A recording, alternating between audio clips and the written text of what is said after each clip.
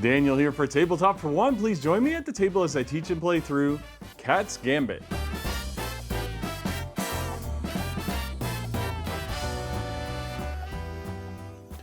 And I thank you for joining me for this tutorial and solo playthrough of Cat's Gambit, a 15-minute solo chess puzzle game. And it's designed by Wu. He published it himself. He actually had this at Essen. He had published 120 copies of the game and sold all of them. And unfortunately, it's not available currently. But I'm making this video because I wanted to show you what this game is all about. And I want to tell you that keep an eye out for this one. I hope he's able to publish it in the future. Because yeah, this is one of my favorite 18 card solo games. Now, of course, you got to take into consideration the fact that I was given this review copy that may play into my bias, but I absolutely love this game and I can't wait to show you it. And so in Cat's Gambit, what you're trying to do is prevent the queen from being checked. You don't want her to be checked more than twice. And you're going to do that by playing cards onto a grid. And so the first thing you do for setup is you'll set the queen somewhere in the middle of the table here. And then you're going to take all the pawn cards here, you'll shuffle them up, and then you're going to draw two of them, and those will be removed from the game. So you set these aside. The rest of those will get shuffled in with all the bishops, rooks, and knights, and as well as these Catkens, these cat krakens that are trying to cause havoc. Now, the way these cards work is when you draw a card, you're going to be placing it, and its placement has to do with where the meeple is currently placed, and that will be the last card that was placed. And so the pawns here generally have to be placed adjacent, orthogonally adjacent, one space away. But sometimes they have special abilities, like this one here lets you place it on top of a Catken. And so there are other bonuses for pawns as well. We'll see them as we play. The bishop, of course, can be placed diagonally. And so you can place it any space diagonally away from where the meeple is currently. And then the knight here follows standard chess knight rules where it's got to make an L shape to be placed. And then the rook, of course, is an orthogonally straight line, and you can place it any way along there. And the Catkens can be placed anywhere diagonally or orthogonally, but the thing with the Catkens is if you have it in line of sight with the queen, then it checks the queen. And line of sight is diagonal or orthogonal. But if you're able to place it in a way that's not in direct line of sight, then you will prevent a check from happening. Again, once you have two checks, it's a checkmate and you lose the game. And so we're going to shuffle these up here and start off the game. We'll place the deck right here next to the queen, and we'll place the meeple on top of it. So this is the starting space for the meeple. And so now we're ready to begin, and I want to talk about how you win the game and how you lose it. Now you win the game by making it through the draw deck all the way down to one card left to be drawn. You don't draw that card, that game ends immediately there. But you lose by being checkmated, and you get checkmated, of course, as I said before, by the Catkens being in line of sight with the queen. And when that happens, when one gets placed in line of sight, you'll flip over the queen, so that's one check. And then if it happens again the second time, then you automatically lose the game. That's checkmate. And the last way the game ends is when you can't place a card after you've drawn it. Now, if the game doesn't end by checkmate, then you're able to score the game. And you'll score points based on the queen, whether she's been checked once or not. If she hasn't been checked, she's worth 5 points. If she has been, she's only worth 1 point. If she is within the middle of the grid is a 4x4 grid. If she is in the middle 4 spaces, she's worth 5 points. And if there are a number of Catkens on the puzzle, you'll score points based on how many Catkens are in the grid currently. And then you'll subtract points for any cards left in the deck that haven't been used other than the final card. And the max you can lose this way is 5 points, but it's 2 points per card. And so on top of preventing a checkmate as the win condition, there's also some scoring ranks that you can compare your score to see how well you've done. All right, and so we're ready to begin. And so the first thing we do is we draw the first card. And now we are going to be placing this card from this starting point here where the meeple is. And it's based off of the type of card that we have here, and this is a knight. So the knight can move in an L-shaped pattern. So in this case here, I can move it up 1 space and over 2 this way, or maybe over 2 this way, or I can go up 2 spaces and over 1, or over 1 this way.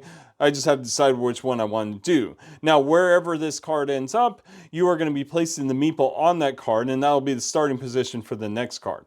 And so in this case here, I think I will take the knight and place the knight right here. and that's up 1 space and over 2. We'll move the meeple there, and then we're ready to draw the next card. So the next card is a bishop, and that's not bad. Now the bishop can move diagonally as far as you want to go, so I could place the bishop down to diagonally down here if I wanted to, or I could just go up 1 space up here, and I think that's what I want to do. I'm going to go up 1 space here, and so then we move the meeple here, and we'll have to start the next card there. All right, so the next card is, oh, it's a Catken. Okay, so Catken can go anywhere diagonally or orthogonally in any direction away from that card. And so what I want to make sure I do is not put this in line of sight. So if I place it right here, it's in line of sight with the queen. If I place it all the way down here, it is. If I put it diagonal here or even over here, it's still in line of sight. It doesn't matter if there's cards in between. So what I want to do is place it right here. Because if I place it right here, it's not diagonally in line with queen, not this way either, so no check happens. So then we move the meeple over 1 space and draw the next card. And it's another Catken. That's not good, that's bad luck. But if we place it diagonally right here, then once again, it's still not in line with the queen. So we are in a good place there. And we'll draw the next card and see what we got. We got a pawn. Now this pawn has a special power here. And it says draw another card and play them in any turn order. All right, so I get to play this one as well, and it's a bishop. So we got some good choices here. Now pawns are always hard to place, and so I think I will place the pawn first. So I'll place the pawn right here. We'll move the meeple up here, and then I can use the bishop, and I think I'll place the bishop all the way down in this bottom corner here. And so we'll drop the meeple all the way down. See the bishop diagonally all the way that way. All right, next card here is another Catken. Not good, but we can place it all the way in this far corner, and it's still not in line with the queen. We are doing really well. That's a lot of Catkens out right now. I can't afford too many more, but let's see what happens. Next one is a rook. Okay, we can deal with a rook. Now we do have to think about the fact that there's 5 pawns in here, so I need to position myself in a way that I can use a pawn. And so I will place the rook, I think right here. That's a good spot. And then the next card has another Catken. Oh no, I don't think I'm in a good place for this Catken because I think it's going to cause a check. But on top of that, I'm actually in a really good place to win the game. So we place it right here. I think that's the best spot. It's going to check the queen, so we have to flip the queen over. So that's 1 check. And so we move the meeple up here, and then I gotta flip the next card, and it's a knight. Nice. Okay, now I can place the knight only in 2 spots. I can go over, down here, or down, down, and over here. Those are the only 2 spots. Either of them are fine. I think I'll place it here.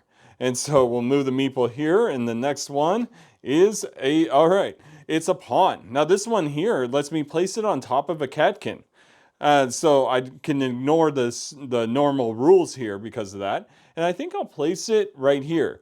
Now I could place it here, but it doesn't change the checkmate or the check. So it doesn't remove the check, but I'll place it right here. And that gives me some good options to put the pawns right there. So let's see what the next card is. Next card is a pawn. Now it lets me take a look at the bottom card of the deck. And I'm pretty sure it's a pawn, and there it is. It's a pawn. So oh, I was supposed to place it first. It says after placement. Whoops, my bad. But anyways, I think I will place this one right here. I think that's the best spot. I forgot to move the meeple around. So the meeple's now here. And so the next card, oh, nice, is our rook. So we will place the rook all the way over here. That's the only spot it can go anyways. And we have one more card here.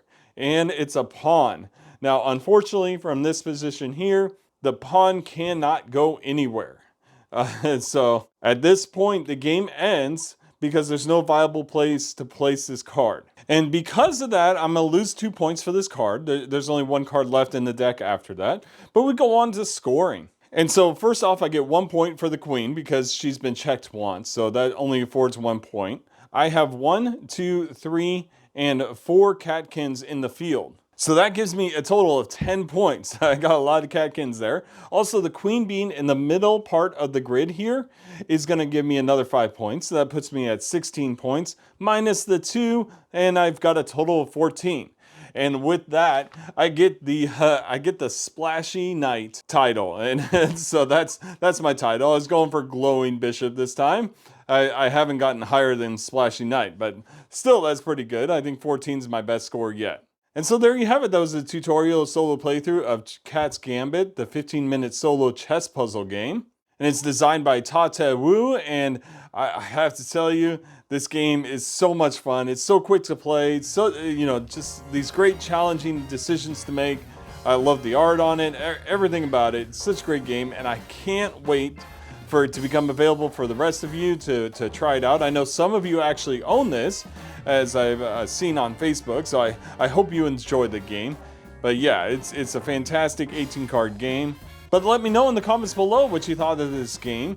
Also, let me know in the comments below what your favorite 18-card game is. Please also like and subscribe to this channel if you like the content you see here, and I thank you very much for joining me on Tabletop for One. Have a great night.